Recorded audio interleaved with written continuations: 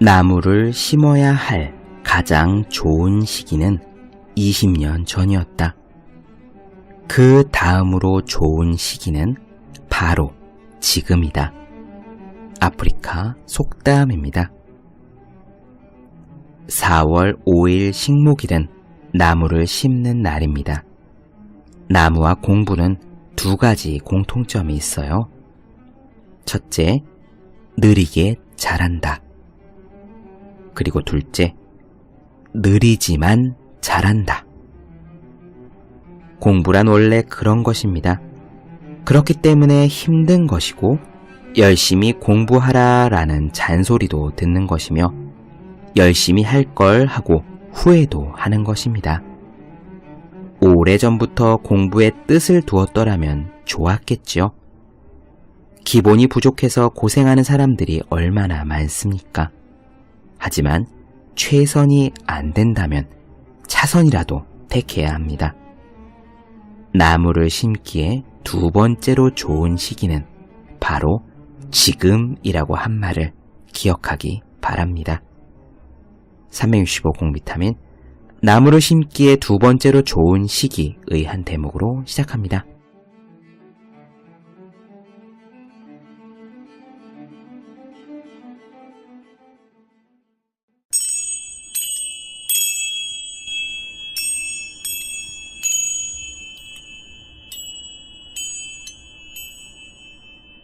네, 안녕하세요.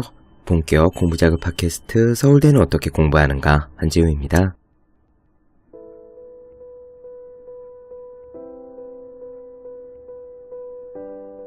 여러분들 잘 지내셨는지요? 제가 파리 7박 9일 여행을 마치고 돌아왔습니다. 이 팟캐스트를 시작하고 나서 1년 반 만에 첫 결방이 있었고 이렇게 다시 찾아왔어요. 결방을 한 대신에 그 시간들을 헛되이 보내지 않도록 굉장히 열심히 여행하고 보고 생각하고 느꼈습니다. 다시 파리 여행을 가더라도 이것보다 더 알차게 다니기는 쉽지 않을 거다라고 생각하고요. 개인적으로 만족합니다. 제가 어느 정도로 열심히 다녔냐면요. 돌아오면서 핸드폰으로 왜 아이폰에 보면은 우리가 다닌 걸음을 측정하고 거리를 측정하는 그런 데이터가 있잖아요. 그 데이터를 켜보니 일주일간 제가 127km를 걸었습니다. 하루 평균 25,000보를 걸었고요. 제가 군대에 있을 때보다 더 많이 걸었던 것 같아요. 여행을 떠나기 전에 마지막 멘트로 제가 말씀드리기를 여러분들 모두 열심히 공부하십시오. 저도 열심히 하겠습니다. 라고 했는데 그 말씀은 진심이었습니다. 여행 후기를 좀 말씀드려야 될 것 같아요. 몇 가지를 나눠드리려 합니다. 제가 여행 가이드도 아니고요. 정보 전달의 목적도 아니고 고작 일주일 갔다 온 것에다가 불어도 못하는 제가 파리 전문가가 된 것은 물론 전혀 아닙니다. 그저요. 이렇게 다녀오는 여행도 있다 라는 정도를 들으시고 참고하시면 될 것 같아요. 사실 사람은 어떤 영역에 있어서든지 존재하는 방식이 비슷하다라고 저는 생각합니다. 무슨 뜻이냐면요. 저 같은 경우에는 공부를 하든 검도를 하든 팟캐스트를 하든 회사 일을 하든 간에 제가 행동하는 방식이 늘 비슷했다라고 생각을 했거든요. 다들 그렇지 않습니까? 예를 들어 설거지를 꼼꼼하게 하시는 분은 일기를 쓸 때도 꼼꼼하게 쓰시는 편일 거고 회사에서 일을 하실 때도 꼼꼼하게 하시겠죠. 그런 식이에요. 따라서 제가 책을 읽고 거기서 얻은 바, 느끼는 바를 전달하듯이 여행을 다녀온 뒤에 거기서 얻은 바, 느끼는 바를 전달하는 것도 비슷할 것이다 라는 그런 생각을 합니다. 공부는 언제 어디서나 할 수 있고요. 우리는 언제 어디서나 더 좋은 사람이 될 수 있기 때문입니다. 또 이런 이유도 있어요. 어느 글쓰기 책에서 제가 읽었는데 사람이 사랑에 대한 책을 읽으면 사랑이 하고 싶어지고 글쓰기에 대한 책을 읽으면 글이 쓰고 싶어진다 라고 한 적이 있는데요. 마찬가지로 여행에 대한 이야기를 들으면 여행이 가고 싶어질지도 모릅니다. 그 또한 좋은 일이죠. 우선 제가 여행을 준비했던 이야기부터 시작해 보겠습니다. 저는 사실 여행 초보자예요. 이번 저의 파리 여행이 혼자 하는 첫 번째 자유여행입니다. 예전에 중국 여행을 다녀온 적이 있었지만 그것은 완전한 패키지였고요. 일본의 자유여행을 간 적이 있었지만 그것은 친구랑 갔기 때문에 아무래도 서로서로 의지하면서 다녔습니다. 또 노르웨이 오슬로에 간 적이 있지만 거기는 아우가 있죠. 파리는 제가 처음으로 혼자서 간 자유여행입니다. 처음 나흘간 혼자서 있었고요. 그 뒤에 아우가 와서 합류를 했어요. 또 저는 불어를 전혀 못합니다. 영어도 사실 잘 못하고요. 이 정도 여행 초보자라는 수준인 것을 감안하셔서 제가 여행을 준비한 내용들을 들어주시면 좋을 것 같습니다. 사실 여행을 출발하기 전에 준비를 거의 못했어요. 토요일 아침 9시 비행기를 탔는데 짐을 금요일날 회사에서 월 마감을 하고 퇴근해서 싸기 시작했습니다. 일정 같은 것은 당연히 아무것도 짜지 못했지요. 짐을 싸던 금요일 밤도 얼마나 졸렸는지요. 저녁에 짐을 싸다가 피곤해서 알람을 맞춰놓고 2시간쯤 자고 일어나서 자정쯤에 다시 트렁크에 짐을 싸고 그런 식으로 준비를 했어요. 비행기표와 숙소 그리고 유로 환전 외에는 거의 아무것도 준비하지 않은 그런 여행이었던 겁니다. 그럼에도 불구하고 저는 여행을 성공적으로 다녀왔다고 자평하고요.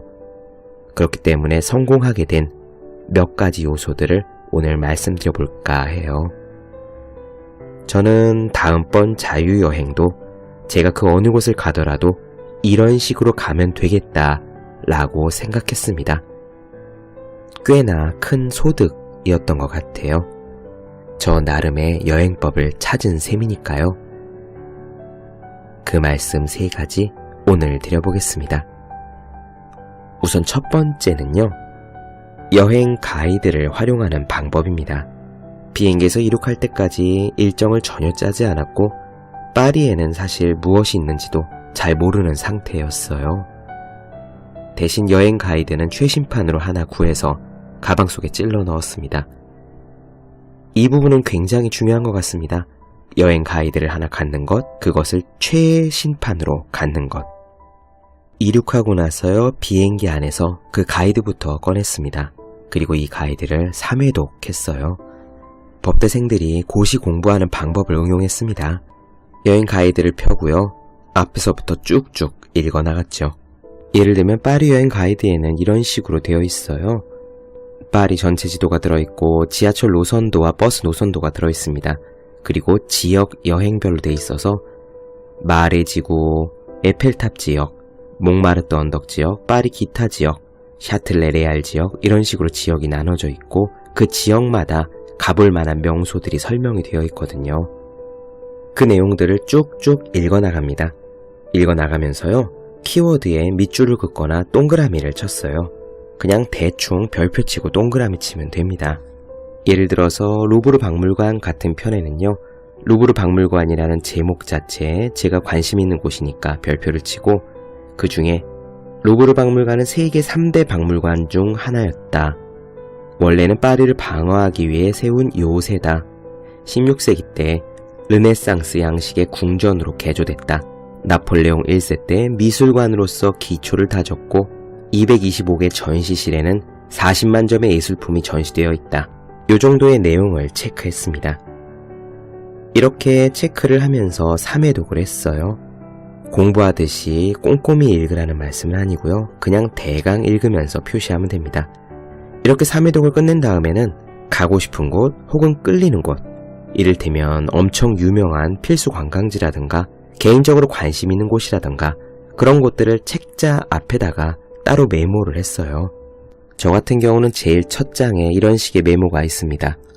루브르, 베르사유, 시탱, 에펠탑, 개선문, 샹젤리제, 오르세, 오랑주리, 피카소, 로댕, 이런 것들이 가고 싶은 곳들 목록이 되겠습니다. 그 다음에요, 이 목록을 파리 전도에 표시를 했습니다. 소위 단권화예요. 단권화, 한 권으로 만든다라는 건데요. 원래 고시 공부할 때 하는 방식입니다. 고시 공부할 때 보면은 한 가지 과목마다 주요하게 보는 교과서 참고서들이 두세 권은 된단 말이죠. 그러면은 그 두세 권의 내용을 그 중에 한 권에 모아 넣습니다. 비교해서 읽어가면서 빠진 부분을 여백에다 적어 넣는 거예요. 그런 것이 단권화입니다. 단권화 작업을 끝난 다음에는 단권화된 그거 하나만 반복해서 보도록 미리 만들어 놓는 거거든요. 저 역시 파리 전도 지도에다가 주요한 것을 모두 표시한 다음에 그 지도를 주로 들고 다니게 만들었습니다. 그리고 나서 그 지도를 보고 나서 동선을 살피고 일정을 짰죠.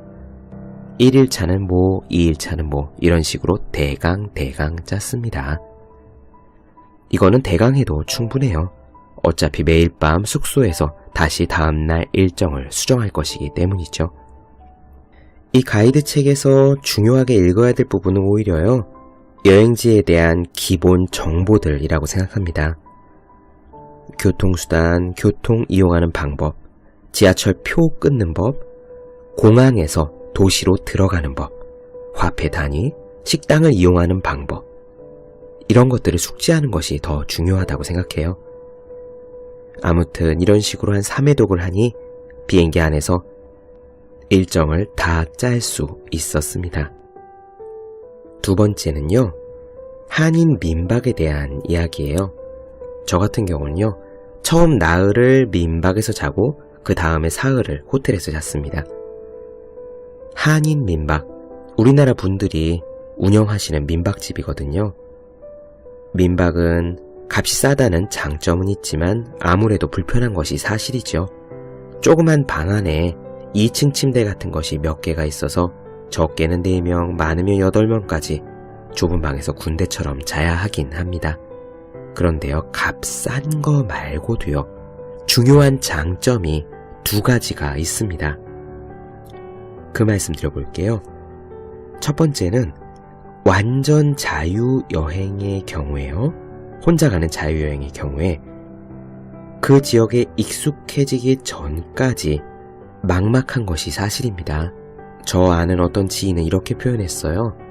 처음 자유여행을 혼자 갔을 때 공항에서 딱 나오자마자 어떻게 해야 하는지 막막해서 멘붕이 왔다고요. 의외로 공항에서 도시까지 어떻게 들어가는지 그것을 찾지 못해 당황하게 되는 경우가 왕왕 있습니다. 그럴 때요, 여행 초기에 한인 민박에 묵게 되면은요, 적어도 우리말로 물어볼 곳이 생기잖아요. 물어볼 곳이 있다는 사실만으로도 마음이 편해집니다. 저 같은 경우는요, 공항 도착하자마자 그날 하루 교통권을 끊어서 일단 민박집으로 간 다음에 숙소 사장님에게 교통편에 대한 질문을 물어서 그 다음에 어떤 식으로 교통 티켓을 끊을 것인지 계획을 세웠습니다. 시행착오를 최소한으로 줄일 수 있었죠. 그리고 한인 민박이 좋은 점 2번째는요, 이 한인 민박에는 밥을 준다는 겁니다. 조식을 주거나 조석식을 줬어요. 한식으로요. 이 부분은 물론 각각의 민박집마다 확인이 필요합니다. 조식을 주지만 시리얼에 우유를 주는 것도 있다고 들었거든요. 이렇게 민박에서 주는 한식 밥상이 예상외로 중요하게 되더라고요.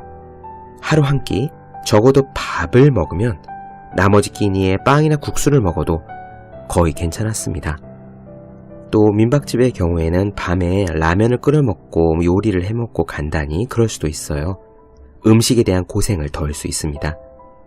물론 세 끼 다 거기서 돈을 주고 사 먹으려면 부담도 되고 밥 먹는 것이 일이 된다는 점도 있지만요. 제가 민박집 한식 밥상이 중요한 거구나라고 특히 깨달은 것은 거기서 잠깐 이야기를 나눈 어떤 한국 여행객 때문이었습니다. 그분은 유럽을 돌면서 내내 호텔에 머무는 그런 단체 배낭여행을 다니는 중이었다고 했는데요. 이미 파리에 왔을 때 2주째 유럽을 돌고 난 후였거든요. 그 2주 동안 밥을 못 먹었답니다. 너무나 괴롭다고 했어요. 한식이 먹고 싶은데 한식을 먹으려면은 일부러 한식당을 찾아가지 않으면 안 되고 또 외국에서 먹는 한식은 우리나라보다 값이 훨씬 비쌉니다. 그러다 보니 한식 밥을 먹을 데가 없는 거죠. 2주 내내 빵과 스프, 고기만 먹다 보니 속이 너무 부걱부걱하다고 그분은 이야기했었는데 저는 민박에 머무는 동안은 적어도 한식 밥 걱정은 없이 지냈습니다.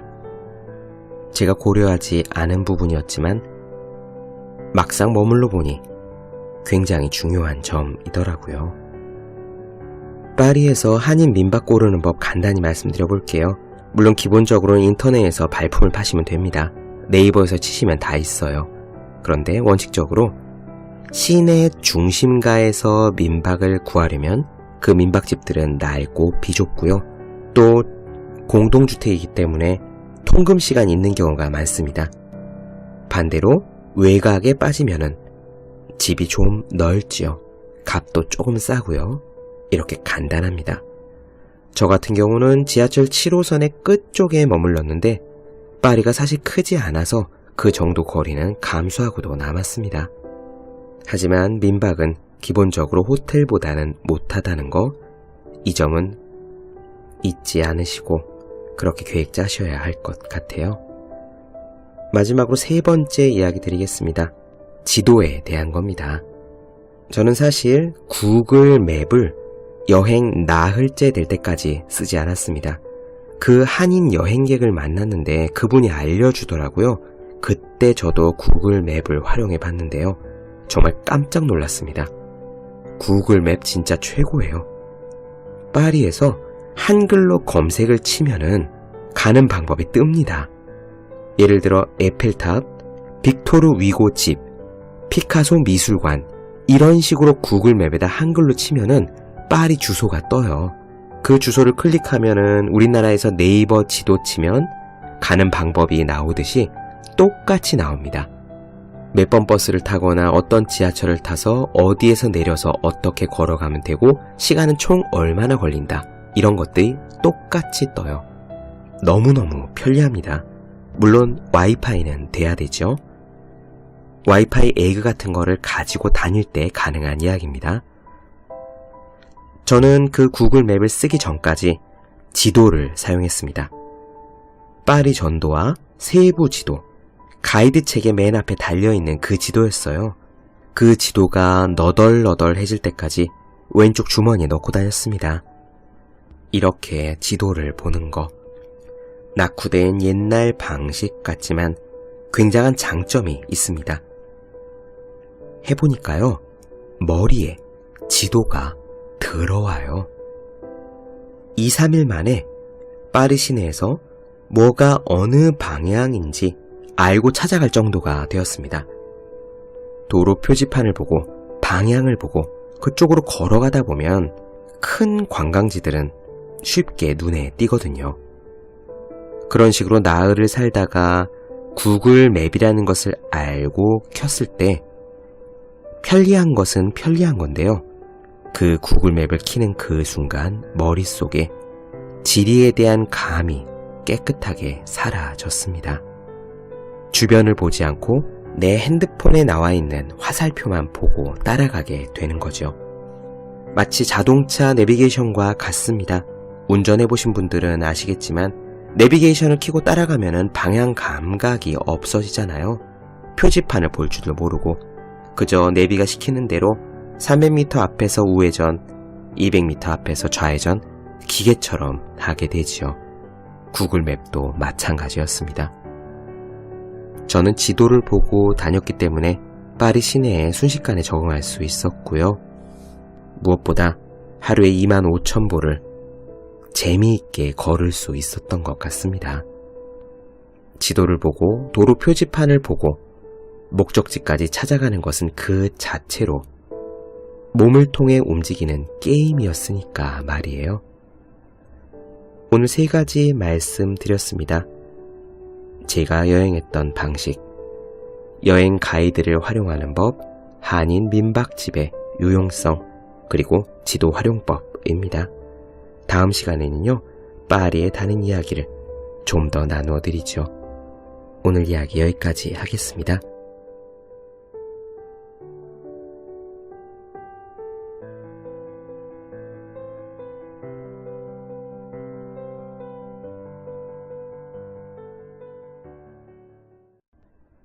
네, 본격 공부자극 팟캐스트 서울대는 어떻게 공부하는가?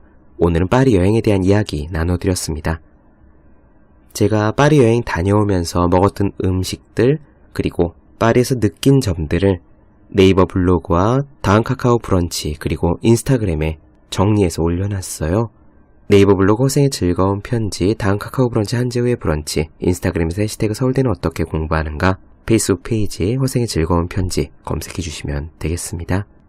또 매일매일 공부하시는 분들, 여러분 주변에 매일매일 공부하시는 그분들을 위해서 하루 한 페이지씩 읽고 공부할 의욕을 북돋는 책, 보기만 해도 공부하고 싶어지는 365 공비타민을 선물해 주시면 좋겠습니다.